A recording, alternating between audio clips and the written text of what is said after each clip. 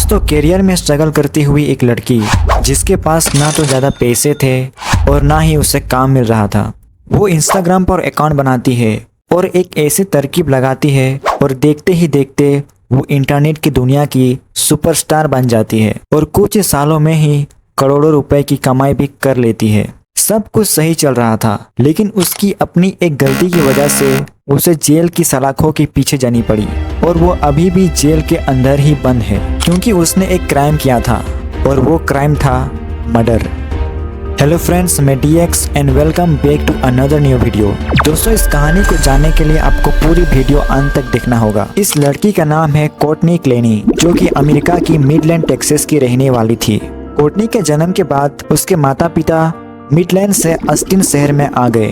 कोर्टनी को बचपन से ही एक्टिंग का काफी शौक था, इसलिए वो कॉलेज में आते ही मॉडलिंग भी ज्वाइन कर लेती है और धीरे धीरे वो छोटे मोटे प्रोजेक्ट्स में भी काम करने लगी। कॉलेज खत्म करने के बाद वो मॉडलिंग के साथ साथ एक्टिंग में भी अपना हाथ आजमाना शुरू करती है और कुछ टेलीविजन शो में भी काम करने लगी। मगर इसका एक्टिंग करियर बहुत अच्छा नहीं चल पाया और मॉडलिंग में भी कुछ खास काम नहीं था। कोर्टनी का करियर अब धीरे धीरे थम सा जा रहा था। तभी कोर्टनी अपना इंस्टाग्राम अकाउंट खोलती है और यहीं पर अपनी फोटोज अपलोड करने शुरू करती है और धीरे धीरे उसके फॉलोअर्स भी बढ़ने लगे। लेकिन जब कोर्टनी अपनी बोल्ड तस्वीरें अपलोड करने शुरू की तो अचानक से कोर्टनी की फॉलोअर्स रॉकेट की स्पीड से बढ़ने लगी और जब फॉलोअर्स बढ़ने लगे तो ब्रांड डील्स भी आने शुरू हो गई और उससे काफ़ी पैसे आने भी शुरू हो गए। लेकिन कोर्टनी यही नहीं रुकी, उसने ओनली फैंस नाम की एडल्ट वेबसाइट पर अपना अकाउंट बनाया और यहाँ से कोर्टनी क्लेनी की ज़िंदगी में तेज़ी से बदलाव आने शुरू हो गई और साथ ही साथ काफ़ी ज़्यादा कमाई भी हुई। 2020 के हिसाब से कोर्टनी क्लेनी की कमाई 5 करोड़ रुपए से भी ज़्यादा की थी। अब कोर्टनी क्लेनी इंटरनेट की दुनिया की एक जानी मानी पहचान बन चुकी थी। करियर की इसी उड़ान के बीच कोर्टनी क्लेनी की मुलाकात नवंबर 2020 में क्रिस्टियन ओबमसली नाम के एक युवक से होता है। वो एक क्रिप्टो करेंसी इन्वेस्टर के तौर पे काम कर रहा था। पहले ही मुलाकात के बाद दोनों एक दूसरे को पसंद करने लगते हैं और रोज का मिलना जुलना भी शुरू हो जाता है और यही रोज रोज की मुलाकात प्यार में भी बदल जाती है और दोनों ही अलग अलग शहर में घूमने या पार्टी करने के लिए अक्सर जाने लगे और बाद में वे दोनों ही अपने अपने घर को छोड़ लिव इन में भी रहने लगते हैं। कुछ समय तक ये दोनों अमेरिका के टेक्सास शहर में रहते हैं। फिर 2022 में मियामी शहर चले आते हैं। अब दोनों के पास काफ़ी पैसा हो जाता है और वे दोनों किराए पर ही एक लग्जरियस अपार्टमेंट में रहने लगते हैं। 3 अप्रैल 2022 क्रिस्टियन ओबमसली और उसकी गर्लफ्रेंड कोर्टनी क्लेनी अपने उसी घर में एक साथ थे। दिन के 1:15 पर कोर्टनी घर से बाहर जाती है और लगभग 4:30 बजे घर लौट आती है। कोर्टनी क्लेनी के कॉल रिकॉर्ड के मुताबिक घर के अंदर आने के 10 मिनट बाद वो अपनी मां को फ़ोन करती है और लगभग 6 मिनट तक बात करती है और कॉल काट करने के बाद अगले ही पल कोर्टनी क्लेनी फिर से अपनी मां को कॉल करती है। वो इस बार 7 मिनट तक बात करती है। अपनी मां से बातचीत खत्म करने के बाद कोर्टनी 911 डायल करती है। फ़ोन पर कोर्टनी बेहद घबराई हुई थी। वो कहती है कि मेरे बॉयफ्रेंड क्रिस्टियन को चाकू लग गया है और बहुत सारा खून बह रहा है, प्लीज हमारी मदद करिए। कोर्टनी के इतने कहने के तुरंत बाद ही बैकग्राउंड में और एक आवाज सुनाई देती है। ये आवाज किसी लड़के का था जो बेहद दर्दनाक आवाज में कह रहा था कि I will die very soon. ऐसी आवाज सुनकर 911 के ऑपरेटर कोर्टनी क्लेनी से तुरंत अपना एड्रेस पूछता है ताकि जल्द से जल्द मदद भेजी जा सके। उस इमरजेंसी कॉल के तुरंत बाद पुलिस और मेडिकल टीम बताई गई लोकेशन पर पहुंच जाती है। पुलिस यहां आकर देखता है तो पता चलता है कि पूरे कमरे में खून ही खून फैला हुआ है और कोर्टनी अपने बेहोश बॉयफ्रेंड का सर गोद में रखी हुई थी और रोए जा रही थी। ये सब देख बिना देरी किए मेडिकल टीम जांच शुरू कर देती है। घाव गहरा होने के कारण मेडिकल टीम को उसे तुरंत हॉस्पिटल ले जाना पड़ता है, मगर हॉस्पिटल लाते ही उसे डेड डिक्लेयर कर दिया जाता है। अब क्रिस्टियन ओबमसली तो मर चुका था, लेकिन पुलिस को अभी तक ये पता नहीं चला था कि उसे चाकू किसने मारा और घर के अंदर आखिर हुआ क्या था। पुलिस जब कोर्टनी से पूछती है तो कोर्टनी ने जो बताया उसे सुन पुलिस भी कंफ्यूज हो गई। वो कहती है कि जैसे ही मैं घर के अंदर आई हम दोनों में किसी बात को लेकर बहस हो गई और क्रिश्चियन अवमशाली ने मुझ पर हमला कर दिया। उसने मेरा गला दबाकर मुझे दीवार पर लटका दिया। फिर उसने मुझे मारने की कोशिश की। वो मुझे किसी भी हाल में मारना चाहता था, मगर किसी तरह मैं उसकी पकड़ से बचकर निकल भागी और बचने के लिए किचन में चली गई। कोर्टनी के बयान के अनुसार जैसे ही वो किचन में पहुंचा, क्रिश्चियन भी उसके पीछे पीछे दौड़ता हुआ आया। अब उसे लगा कि क्रिश्चियन उसे जिंदा नहीं छोड़ेगा, इसलिए उसने पास में रखा चाकू उठाया और जोर से क्रिश्चियन की तरफ फेंक दिया और वो चाकू सीधा जाकर ओबमसली के सीने में लगा।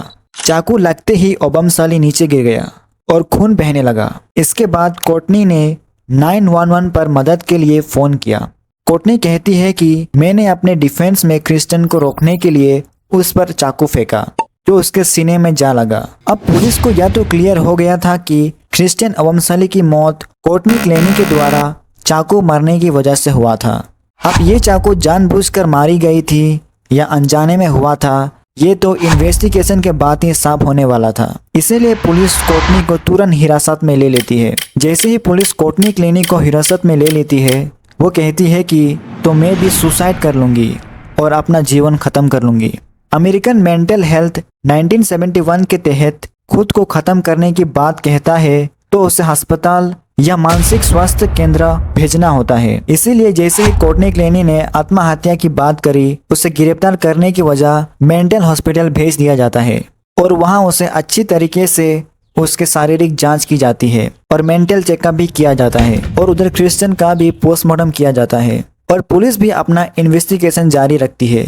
कुछ समय के बाद कोर्टनी आजाद हो जाती है क्योंकि पुलिस ने अब तक किसी भी तरह के तहत मामला दर्ज नहीं किया था। हालांकि वो शक के दायरे में जरूर थी, इसीलिए बीच बीच में उसे पुलिस बुलाती रहती थी। अस्पताल की छुट्टी के बाद कोर्टनी अपने पिता को काफी पैसे भेजती है और एक महंगा घर अपने पिता के घर के ठीक बगल में खरीदती है। इसी बीच ओबमसली की हत्या को 1 महीने बीत जाते हैं। कोर्टनी भी ड्रग्स और डिप्रेशन से उभरने के लिए रिहेबिलिटेशन सेंटर में फिर से एडमिट हो जाती है और उसी वक्त तक पुलिस कई सबूत इकट्ठा कर लेती है और इस घटना के कई महीने बाद जाकर 11 अगस्त 2022 को हवाई के रिहेबिलिटेशन सेंटर से कोर्टनी क्लेनी को गिरफ्तार कर लिया जाता है। पूरे जांच के बाद पुलिस कोर्टनी क्लेनी पर 2nd डिग्री मर्डर चार्ज लगाती है और बचाव में कोर्टनी क्लेनी कोर्ट में दावा करती है कि उसने यह हत्या नहीं की है, बल्कि उसने अपने बचाव में यानी अपने सेल्फ डिफेंस में मजबूरी में क्रिश्चियन पर हमला किया था। इसके कारण उसकी मौत हो गई। यहाँ तक कोर्टनी की बातें सबको सही लगती है। कोर्टनी ने सेल्फ डिफेंस में ओबमसली पर वार किया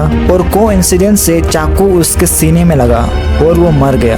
लेकिन सच्चाई कुछ और ही थी। पोस्टमार्टम के बयान के अनुसार कोर्टनी की बातें पूरी तरीके से झूठी साबित हुई। कोर्टनी ने बताया था कि उसने किचन से 10 फीट की दूरी पर खड़े होकर क्रिश्चियन को चाकू फेंका था, जो कि उसके सीने में जाकर लगा, जबकि पोस्टमार्टम रिपोर्ट के आधार पर चाकू दूर से आकर नहीं लगा था, बल्कि बेहद करीब से पूरी ताकत से चाकू मारा गया था। तभी जाकर जख्म इतना गहरा हुआ कि हॉस्पिटल लाते ही वो मर गया। अगर चाकू दूर से फेंका गया होता तो क्रिश्चियन को इतने गहरे जख्म कभी नहीं लगते। लेकिन हैरान करने वाली बात तो यह है कि यह चाकू सीने में ठीक उसी जगह मारा गया था जहां पर क्रिश्चियन ने अपनी गर्लफ्रेंड कोर्टनी के नाम का टैटू बनाया था। पुलिस की ओर से यह खुलासा किया जाता है कि कोर्टनी ने दावा किया था कि क्रिश्चियन ने उसके गले को काफी जोर से दबाया था और मारने की भी कोशिश की थी, मगर कोर्टनी के फिजिकल टेस्ट में कहीं भी फिजिकल असॉल्ट का निशान नहीं मिला और कोर्टनी ने 911 पर फोन करने से पहले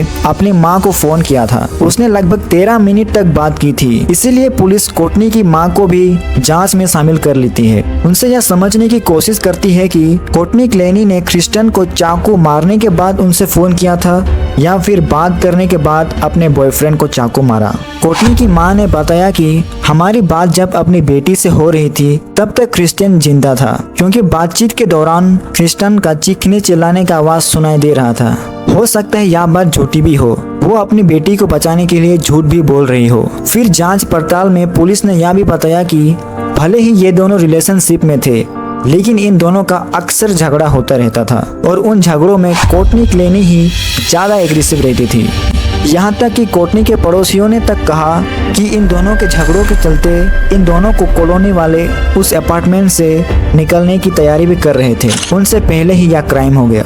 पुलिस इन्वेस्टिगेशन में कोर्टनी और क्रिस्टन के कई कॉल रिकॉर्ड्स, चैट्स और स्क्रीनशॉट भी सामने आए। कई कॉल रिकॉर्डिंग में कोर्टनी क्रिस्टन को गाली देते हुए भी पाई जाती है। इसके अलावा कई चैट के स्क्रीनशॉट में जहां ये अपने बॉयफ्रेंड को नस्लवेदी गालियां भी दिया करती थी। इन सब सबूतों और गवाह के अलावा पुलिस के हाथ एक सीसीटीवी फुटेज भी हाथ लगता है। यह फुटेज क्रिस्टन के मौत से कुछ दिन पहले का था। यह सीसीटीवी फुटेज उस अपार्टमेंट की एक लिफ्ट का था जिसमें क्रिस्टन एवं सली और कोर्टनी क्लेनी रहा करते थे। इस सीसीटीवी फुटेज में साफ दिखा जा सकता है कि लिफ्ट में पहले कुछ बातों पर आर्ग्यू होता है और देखते ही देखते कोर्टनी बहुत ही गुस्सा हो जाती है और फिर उस पर हमले करने शुरू करती है। यह सब देखने के बाद सारे सबूत कोर्टनी की तरफ थे और उसे ही हत्यारा कहा जा रहा था। लेकिन कोर्टनी आज भी अपने इस बात पर कायम है कि उसने जानबूझकर नहीं बल्कि सेल्फ डिफेंस के लिए उस पर हमला किया था। फिलहाल ये मामला कोर्ट में है। कोर्टनी क्लेनी ने पुलिस के बयानों और सबूतों को झूठा बताया।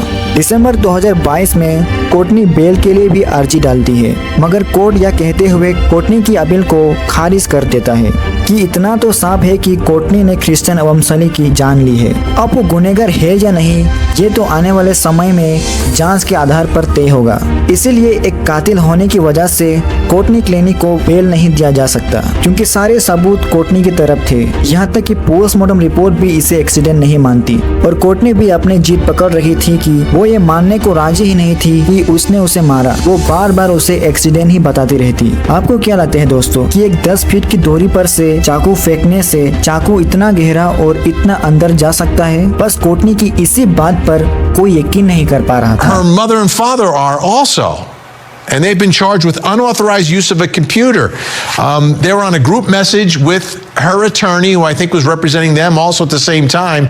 And there's a laptop that was not. Goodbye. That I think